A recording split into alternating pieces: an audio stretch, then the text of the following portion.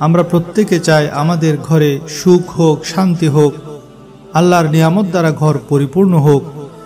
কিন্তু আমরা জানি না ঘরকে কিভাবে সুখ শান্তির নীড়ে পরিণত করা যায়, কিভাবে একটি ঘরকে জান্নাতের টুকরা বানানো যায়। মনে রাখবেন, একটি ঘরকে শান্তির নীড় বানানোর জন্য ঘরের নারী পুরুষ সকলের ভূমিকা রাখতে হবে। তবে সবচেয়ে বেশি ভূমিকা রাখতে পারে ঘরে বসবাসকারী নারীরা। আজকে আমি ঘরের নারীরা কি কাজ করলে ঘরটা স্বর্গ সুখে ভরে যাবে তা ইসলামী দৃষ্টিকোণ থেকে উপস্থাপন করার চেষ্টা করব ইনশাআল্লাহ। আজকের বিষয়টি প্রত্যেক নারী পুরুষের জানা খুবই জরুরি, তাই কষ্ট হলেও প্রতিটি কথা খুব মনোযোগ দিয়ে শোনার অনুরোধ রইল। হতে পারে এই ভিডিও দেখার পর আপনার ঘরের সকল অশান্তি দূরীভূত হয়ে যাবে। আবু দাউদ শরীফের 1664 নং হাদিস হযরত ইবনে আব্বাস রাদিয়াল্লাহু তাআলা আনহু হতে বর্ণিত। তিনি বলেন, রাসূলুল্লাহ সাল্লাল্লাহু আলাইহি ওয়াসাল্লাম আমাকে বললেন, আমি কি তোমাকে মানুষের সর্বোত্তম সম্পদ সম্পর্কে অবহিত করব না? তা হলো নেককার স্ত্রী।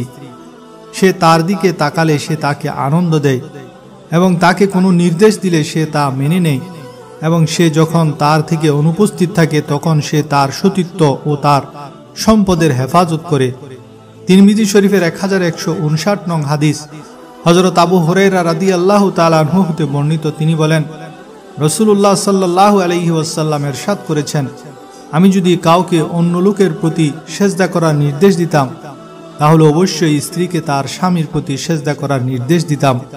একজন স্ত্রী স্বামীর অনুমতি ব্যতি রেখে বাড়ির বাইরে বের হবেন না, তার আদেশ নির্দেশ মেনে চলবেন, তার প্রতি সর্বদা সম্মান ও ভালোবাসা প্রদর্শন করবেন, কেননা স্বামী তার কাছে সর্বদা সম্মানের পাত্র। স্বামী স্ত্রীকে সর্বাবস্থায় মুচকি হাসিতে দেখতে পছন্দ করেন, সেই জন্য স্ত্রীর উচিত হাস্যোজ্জ্বল করে থাকা, গোমরা মুখ না করে মুচকি হেসে স্বামীকে বরণ করার মাধ্যমে আদর্শ স্ত্রীর আদর্শতা প্রকাশ পায়।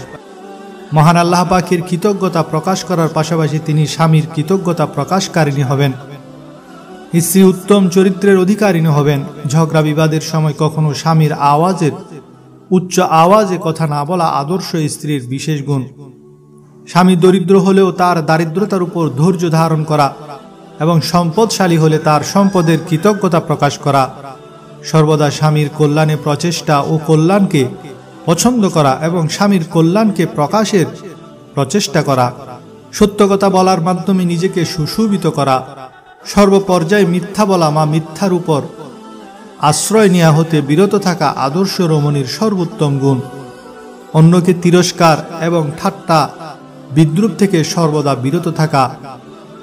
আদর্শ স্ত্রী হবে নম্র ভদ্র, অহংকার গর্ব ও অহমিকা হতে সবসময় নিজেকে দূরে রাখবেন। আল্লাহর প্রিয় হাবিব সাল্লাল্লাহু আলাইহি ওয়াসাল্লাম ইরশাদ করেন, দুনিয়ার মধ্যে আমার কাছে সবচেয়ে পছন্দনীয় জিনিস হলো তিনটি, আর তা হলো খুশবু, দ্বিতীয় হলো নেককার নারী, আর আমার চোখের শীতলকারী হলো নামাজ। সেজন্য ওলামায়ে কেরাম বলেন, যেই ঘরে নেককার নারী আছে, চাই সে নারী মেয়ের সুরতে হোক বা মায়ের সুরতে কিংবা স্ত্রীর সুরতে অথবা বোনের সুরতে, আর সে যদি ওয়াক্তমতো নামাজ আদায়কারী হয় আর ঘরকে পরিষ্কার পরিচ্ছন্ন রাখে, নিজেকে পরিষ্কার পরিচ্ছন্ন রাখে, দুর্গন্ধ বা ময়লা করে না রাখে, তাহলে দুনিয়ার সকল নিয়ামত আল্লাহ সেই ঘরে জমা করে দেন। আদর্শ স্ত্রী একই ভুল বারংবার করে না, ভুল করে ফেললে শুধরে নেয় এবং সেই ভুল যাতে সংগঠিত না হয় সেই ক্ষেত্রে সতর্ক থাকে। একজন উত্তম স্ত্রীর অন্যতম গুণাবলীর একটি, তিনি হবেন আল্লাহ পাকের জিকিরকারিণী, সর্বদা তার জিহ্বা আল্লাহর জিকিরে মশগুল রাখবেন। স্ত্রী হবেন পুত পবিত্র, পরিষ্কার পরিচ্ছন্ন, পোশাক পরিচ্ছেদে এবং শারীরিকভাবে তা প্রকাশ পাবে। আল্লাহর বাণী, নিশ্চয়ই আল্লাহ তওবাকারী এবং অপবিত্রতা থেকে যারা বেঁচে থাকে তাদেরকে পছন্দ করেন। সূরা বাকারা আয়াত নম্বর 222।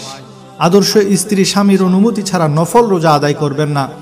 মুহরিম ছাড়া অন্য কাউকে স্বামীর অনুমতি ছাড়া তার বাড়িতে বা রুমে প্রবেশ করতে দিবেন না। স্বামীকে কখনো কোনোভাবে কষ্ট দিবেন না। স্বামীর অনুমতি ব্যতি রেখে তার সম্পদের কোনো কিছু কোথাও ব্যয় করবেন না। আদর্শ স্ত্রীর গুণের অন্যতম একটি হলো স্বামীর পাশে অন্য কোনো অপরিচিত লোকের প্রশংসা করবেন না।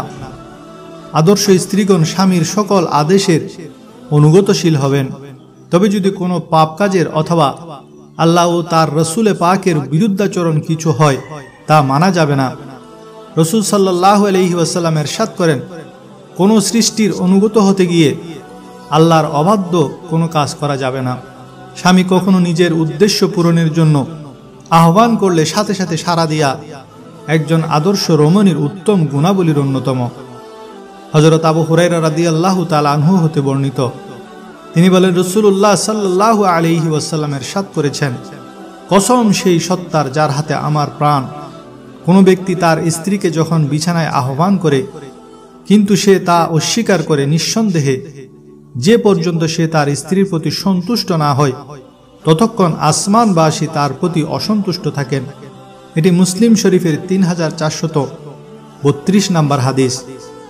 সর্বোপরি আদর্শ স্ত্রীগণ স্বামীকে সন্তুষ্ট ও খুশি রাখবেন, আর এর মাধ্যমে জান্নাত লাভের পথ সুগম করবেন।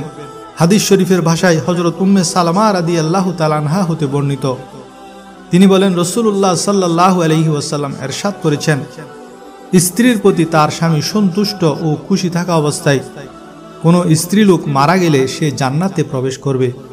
এটি তিরমিজি এবং রিয়াদুস সালিহিনের 292 নম্বর হাদিস।